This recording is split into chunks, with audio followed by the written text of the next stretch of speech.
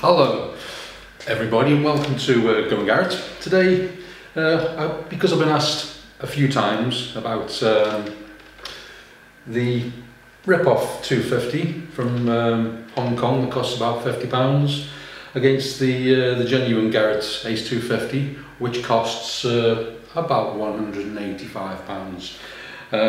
So it'll be a two-part video.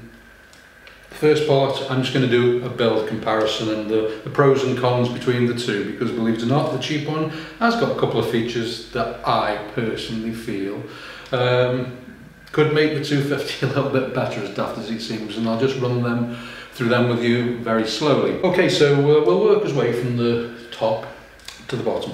Okay, and starting off, we have obviously the armrests, the sleeves. And they're pretty much in every way identical, held on by one screw. The only difference as I can see is one says Garrett and the other one doesn't. Apart from that, there's nothing really any different. They're the same.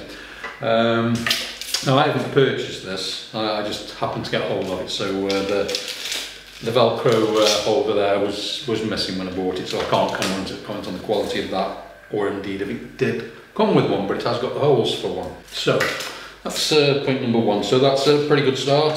So now we'll move down to the foam grip. Again, pretty much identical. Only a slight difference is the 250, the genuine one, is slightly more substantial, a lot softer. This one seems to be made out of more harder foam, more rigid foam. So far they're looking pretty much the same. So now we'll move down to the control box, and this is where things start to get a little bit different. This has got some things that are better than the 250, and the 250 has things that are slightly better than the other. So I'll get to the next point.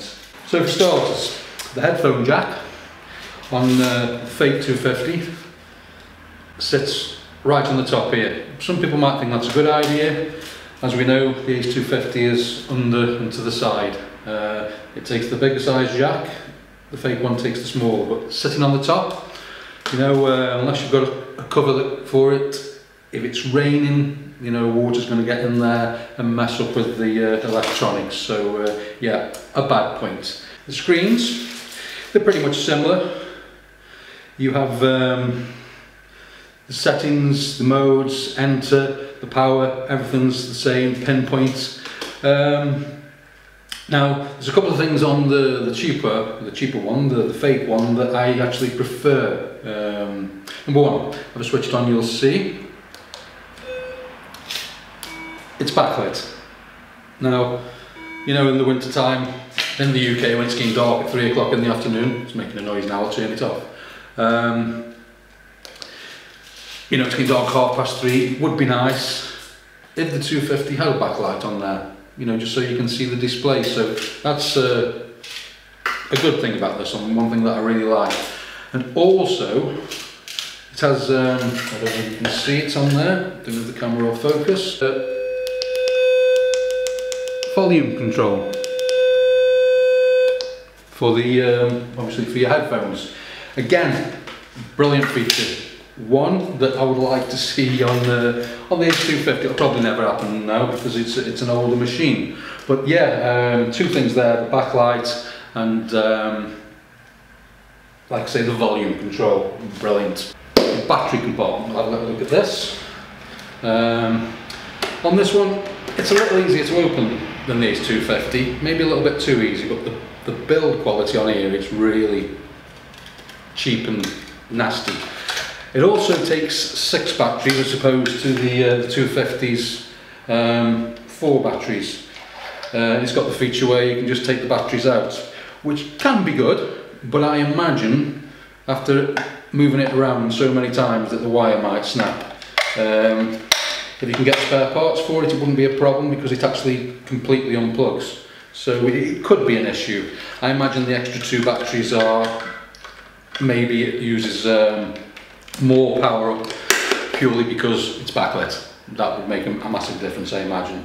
but the build quality on the box really is not good. It's held on by one bolt with a couple of washers on the back, whereas the 250, which I've never had a problem with over the 8 years I've had it, there's 2 screws on the back. But yeah, this one, the build quality is rubbish, and they've tried to copy around the back. Obviously with this one, underneath the original Ace 250, you've got where the coil plugs in, and you've got where your headphones plug in underneath, and they've copied the shape with the 2 places underneath where there's absolutely nothing to be plugged in at all. Which moves me on to the next point. So, what I do like is you'll notice the cable to the coil on the genuine 250, it's plugged in at the back, winds around the stem and goes down to the bottom. If you see, there's no sign of the wire here at all. So I assume it comes out through the back of the box here somewhere, and I know, because I've checked, that the wire is inside. I also kind of like the screw effect here. It's easy, rather than pressing the little things down. You can put this to the exact height that you need. You're not limited to the 1.5, 2 inch spaces in between. You can adjust it completely to the height you want it. But again, the shaft itself, well, you can see, I don't know if you can see, it's very flimsy. It's all about build quality here, and that's extremely flimsy. Whereas you can't do that with the 250 at all. You got obviously metal at the top, the same as this one, and the hardened plastic at the bottom. But this one's very tough compared to that. There's a multitude of differences. The build quality, like I say, it's well, you can see how far it bends. Another point. So we get down to the coil. These 250, as you know, well, mine came with the coil cover, which I don't think I've ever taken off. Maybe once or twice. It just comes on there. It's a good sturdy coil. As you know, if you've watched any of my other videos, I use pretty much all the time the Nell Tornado on this anyway. I put the standard coil on there just for the sake of the video.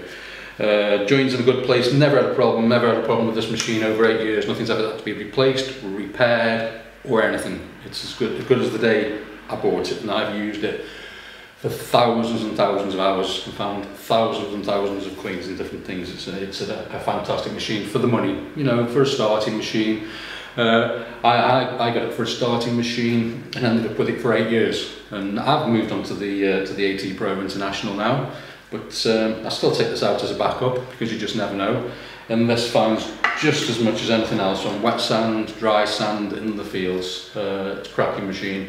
So if you do comment down below any bad comments, it's not about what's good or better than anything else. If you put any trash comments on there, we'll just remove them. It's just giving people that ask me personal questions about this, and whether they think it's worth the money for £50. There's only one way you'll find out, and that'll be testing it. And again, mentioning the coil on the 250, which is a good little coil, small but it does the job. This one, it looks well made, but I really don't like the coil situation where it's connected to the shaft itself. It doesn't feel right when you're swinging. It feels out of balance, and like I said, can you see the movement in that? I don't know if you can see the movement. So when you're swinging, the entire machine, it's like this is made out of, I don't know, jelly. It just moves around and shakes too much. But the proof, is when we get out there in the field. I'm going to take it down to the beach and I'm going to do some tests, one against the other, just to see if you've got kids and you want to take them out detecting and you don't want to spend too much money, if £50 will do the job for them. So the next video, part 2 of this video, will be myself and Alan down, and we'll just do some depth tests. We'll do probably a bit of gold, a coin, a ring, you know, just to see if it does, or if indeed it can even handle wet sand. It's worth a go. So, you know, for me, like I say, it's all about the build quality now, and now we're going to see if indeed it does work as it says it does. So that's the pros and cons between the two. Like I say, this has got some really good things on it, like I say, the backlight, the volume control. You know, if you've got volume control on this and a backlight, it would make it, again, a different machine. Many times I would have loved to have a backlight on it and a volume control, because as you know, the ding ding ding ding, it can be a bit, if you've not got your headphones on, a bit much. But when you've got your headphones on that come with this, you have got the volume control, so it does make a difference. So we'll get out in the field, part 2, and see where we are from there. So I hope I was informative enough for you. I hope you enjoyed this little video, and look out for part 2 coming over the next few days, weather permitting. Draw me little loves. See you again.